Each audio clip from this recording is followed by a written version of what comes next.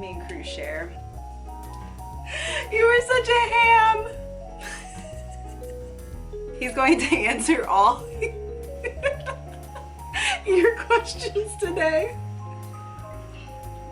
Right, Crew? So I posted on Instagram about 2-3 weeks ago questions you guys had for me. So I screenshotted all the questions from the Instagram post. I spray tan. Get bronze sunless here in my hometown. It's just like when you're doing competition spray tan. She just sprays you down. I go in naked. She sprays you down and it lasts for about 2 weeks. I actually don't reheat my food. I don't even own a microwave. I know, right? It's kind of weird. But I don't own a microwave because I think if you're already cooking your food in the first place, you're already cooking out some of the nutrients that are in food anytime you're going to heat something up over a certain temperature. So reheating it again, you're literally killing even more of the nutrients and vitamins that are in your food to the point where you're not gonna get, your food's almost like cardboard, it's like air. Cook it once, especially meats and things like that, or I try to eat a lot of just fresh raw fruits and vegetables and some meats that you can, like obviously sushi or something like that. So you're getting the most nutrients, minerals, and vitamins that your body needs, and it's coming from your foods. I've actually gotten used to eating it cold. It doesn't even faze me. All right, what we got next? No, I'm not single. Me and my boyfriend have been together for 8 years, going on almost 9 years. I will only get married if Zach asks me, if he is ready. I'm not going to force him to ask me. I'm not going to make him ask me just because everyone else thinks that I need to get married. If he comes up to me now, 6 months, 5 more years down the road and says, will you marry me? Of course. I'm not going anywhere. I mean, we've been together this long and I see my future with him. Marriage or not, I'm gonna be with him forever. I love that boy. He's my best friend. Seriously, he is my BFF. As far as kids go, I haven't really thought about having kids. I have 3 fur babies and I think that's kind of enough right now. Me and Zach aren't. We're, you know, really just getting everything started right now. The gym, our fitness, you know, passions, our journeys. We want to travel some more. So that's our goals and our priorities right now. But you never know. That could change.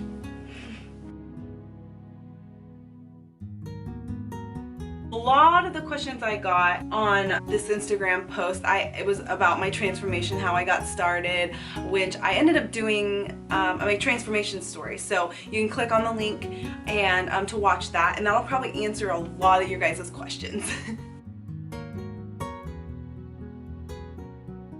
No. People think, oh, you're drinking protein, you're gonna maintain and preserve a lot of muscle. You're still going to get muscle loss. Protein shakes are best right after your workout. Quick recovery, quick digestion in your system right after you depleted yourself. That's the only time I personally take shakes myself or clients. Do not suggest replacing a whole meal with a protein shake just because you want to lose weight.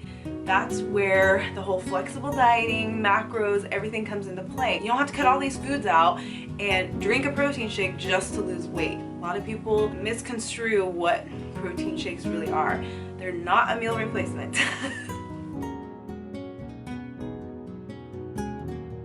It's never the same. Every single day is different. Every single week is different.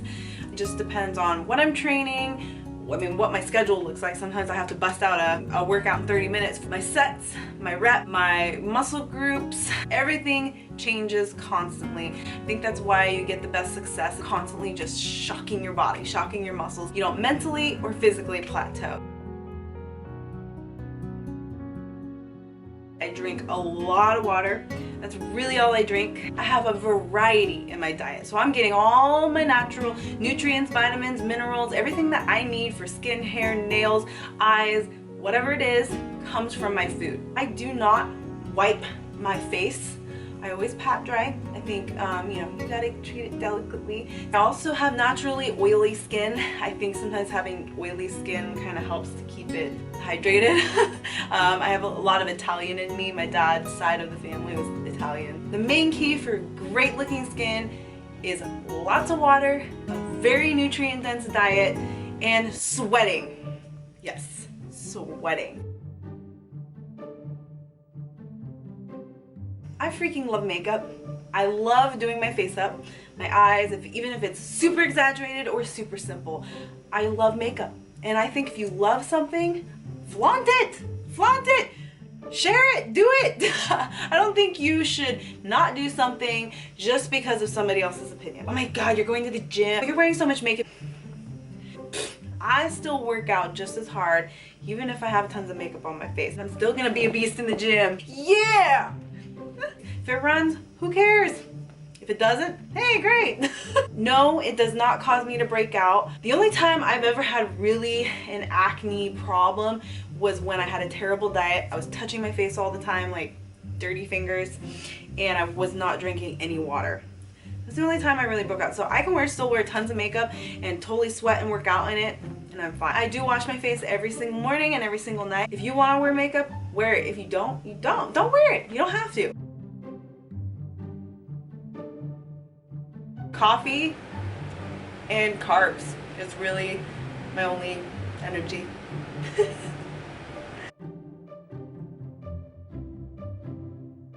SoundCloud, if you look up my name, Honey Buns Fit, you can find most of the music I listen on there. It's mostly high intensity dance, EDM. Love my metal music. A lot of you probably didn't know that, but I am a lady of metal.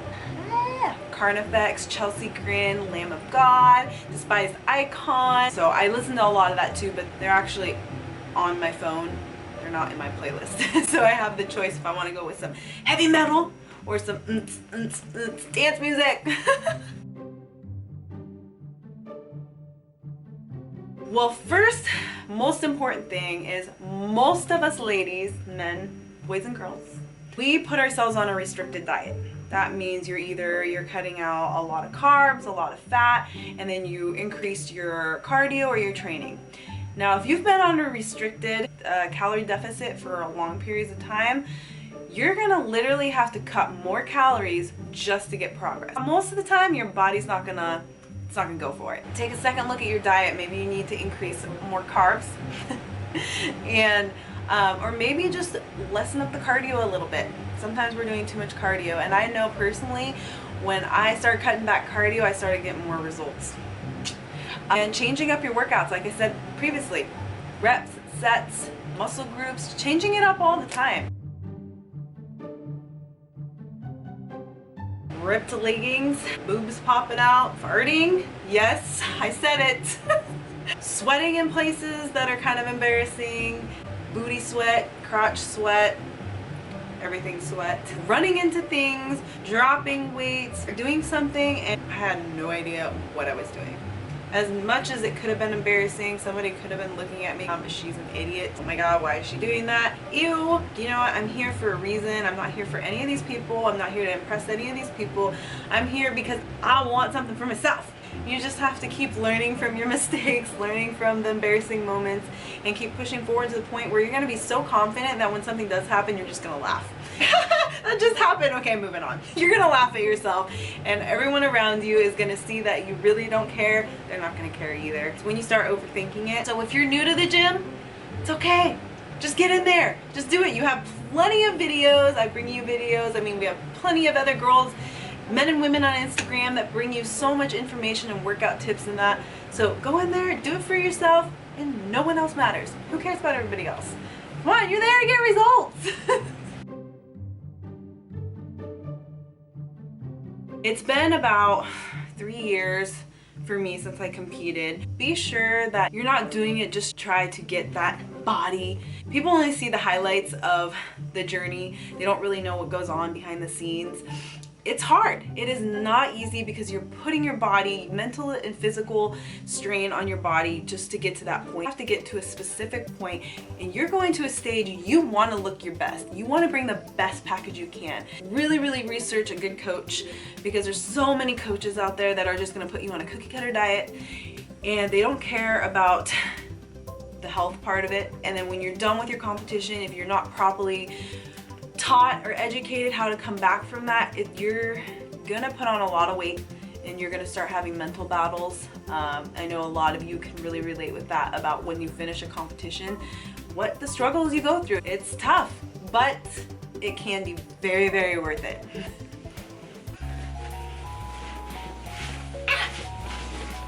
Trying to get comfortable.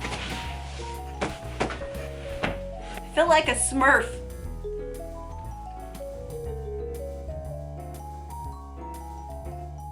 A lot of it's just because you either had a bad day or you're focusing on too much negative energy that it makes you not want to do something positive and do something for yourself. So a lot of times you just have to sit back and go, okay, why is it a real physical reason why I can't work out, or is it all up here? And most of the time it's all up here. If I'm throwing a little hissy fit with myself going, I don't feel like working out, I just smack myself in the face and I just go work out. Usually about halfway through the workout, you get those happy endorphins start going and you're like, yeah, I'm glad I worked out. I'm glad I feel good. Then you start getting happy and the rest is history. Do a workout routine you love. If you're doing something, the same thing over and over again, you're gonna get bored. You're not gonna be motivated to do it again. So find a routine, program you love, and do it. Or if it's something that you don't enjoy, change it up, find something else, you know? But you just have to find something you enjoy, and that helps a lot too. Seriously, play with my feet way too much. Why are you so fascinating? No, dairy is not bad. Some of us eat a lot of dairy and some of us don't. I personally am not a big dairy fan. I love yogurt, I love milk, and cheese. I guess that is kind of a lot of dairy. It's okay to have your serving every single day. Dairy tends to be higher in fat and sugars, depending on what it is, unless it's fat-free or sugar-free or whatever. I don't know why people think dairy is bad for you. These medias, they tell you these things are bad for you, but they're not. It's about balance. Balance. Balance. At least focus on having one rest day a week where I am a lazy little mofo. I won't do anything. Or sometimes I'll just be active outdoors. I'll do something different from the gym. And then sometimes I'll take 3 rest days. Sometimes I'll take a week. I really base it off how I'm feeling mentally and physically. I go hard, I train intense, and then there's some days where I'm like, you know what? I'm gonna take 3 days off. It changes all the time. I really don't get that much cravings, and I think it's because I follow flexible dieting. When I'm not prepping for a specific show, event, or photo shoot, yes, I do have fruits, I do have natural sugars, and I do get my cheats. I will have chocolate, I will have donuts, I will have those things. So it's a balance, again, balance. And when I have that balance, I can't recall having too many cravings at all. Every once in a while, yeah, but it's not to the point where I'm like, I need something. If you guys already have a diet that's high in processed sugars, fats, you know, eating out a lot, you're gonna be used to that way of eating. When you immediately try to cut all those out longer than you're used to, just like that, you're gonna have cravings really bad. Whenever you're trying to make a change, to slowly decrease these things, because you are trying to change your old ways to new ways. I calculate all my clients' macros personally. It's just very time consuming, so I can't just do it for everybody. Otherwise I would, but I'm going to have a macro calculator on my website, so stay tuned for that. I will post about it. Pretty much all my muscle groups, I go as heavy as I can with the weight. I'm not a lightweight girl, except if I'm drinking, then I'm a lightweight, I'm a cheap date. I really, really love and believe in a muscle isolation. When I'm training, I'll do quads, I will do hamstrings, I will do glute isolated workouts. So if you really want to build a certain area, I suggest maybe just focusing, like especially quads, just doing leg extensions and focusing on something that only works this area. Same thing with hamstrings, same thing with your butt, same thing with shoulders, biceps, triceps, everything. Eating enough food, because having enough carbs in your diet will help you grow. Long story short, when I competed, I was doing way too many heavy dumbbell side bends. So my obliques instead of staying this hourglass figure, my obliques came down and went like this. I got really overly developed obliques.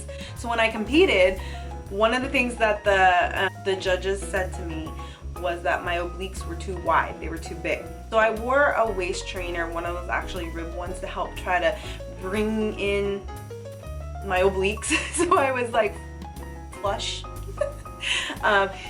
And I stopped doing all weighted oblique exercises. Now some people like that look and really want well-developed obliques, but I personally don't. I stopped doing oblique exercises for almost 2 years. I wore a waist trainer on and off for about 1.5 years, and I honestly hated it because when I would work out, I couldn't breathe well, and proper breathing is so important. I felt like when I did wear it, it made me look tiny, you know, for a temporary period of time, but I didn't really have as much definition in my core as I wanted, because I felt like, you know, squeezing everything together. Waist trainers are probably, I think, you know, will help for those, especially after having kids, and you have extra skin. It'll kind of help tighten it up, and or like in my case with the obliques, but not for long periods of time. I stopped wearing it. I haven't worn a actual waist trainer or squeam in probably about 2 years. First things first, do not follow a fad diet, which means cutting calories tremendously, cutting carbs, cutting fat. Most diets fail is because you're cutting out all the essential things you need. That's why I push the flexible dieting, not restricting yourself. Carbs, fats, and proteins, which are macros, are the most important things you need in your diet. Thanks for watching again, you guys. I love you all. Thank you for all your love, your support. You guys are awesome. Till the next video.